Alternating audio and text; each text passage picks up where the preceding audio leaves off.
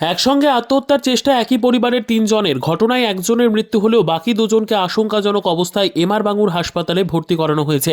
ইতিমধ্যেই তদন্তে নেমে সুইসাইড নোট হাতে এসেছে পুলিশের, কিন্তু একসঙ্গে কেন 3 জন এমন পদক্ষেপ নিলেন তা এখনও জানা যায়নি। দক্ষিণ 24 পরগনার নরেন্দ্রপুরের ঘটনা। এদিন বাড়ি থেকে 3 জনকে উদ্ধার করে হাসপাতালে নিয়ে যাওয়া হলেও মা জলি রায়কে বাঁচানো সম্ভব হয়নি। পরিবারে আর্থিক সমস্যার কারণেই 3 জন আত্মহত্যার সিদ্ধান্ত নেন বলে প্রাথমিকভাবে সন্দেহ পুলিশের। আচ্ছা, পুলিশ কখন এসছে?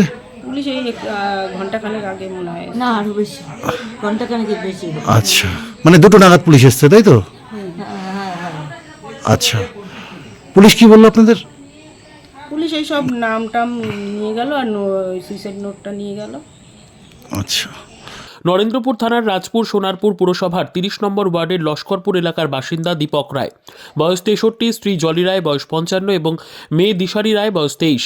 জানা গিয়েছে বুধবার রাতে জলি তার বোন ডলি দাসকে ফোন করে নিজের বাড়িতে আসতে বলেন। জমি সংক্রান্ত বিষয় নিয়ে আলোচনার জন্য তিনি ফোন করেন বলে জানতে পেরেছে পুলিশ। দেখলাম ও একটু চাল খায়। আমি বললাম কী ব্যাপার হলো, ঘরে গিয়ে দেখি ওরকম অবস্থা, ওর মার শুয়ে পড়ে আছে। আমি বলি কী হয়েছে তোর মার? আমি তখন ওই পালসটা ধরিয়ে দেখি ওর কোনো নাই, পালস চলছে না। আমি বললাম কী করেছিস?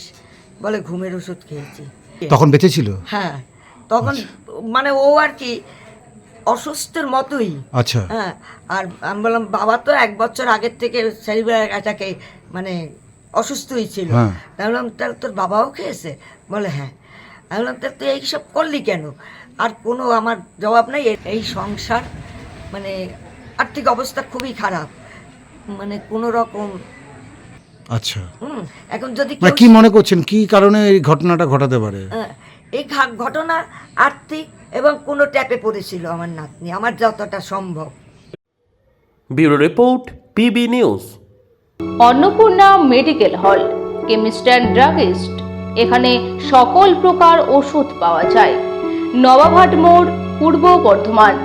যোগাযোগ করুন 6295528655 অথবা 7602347696।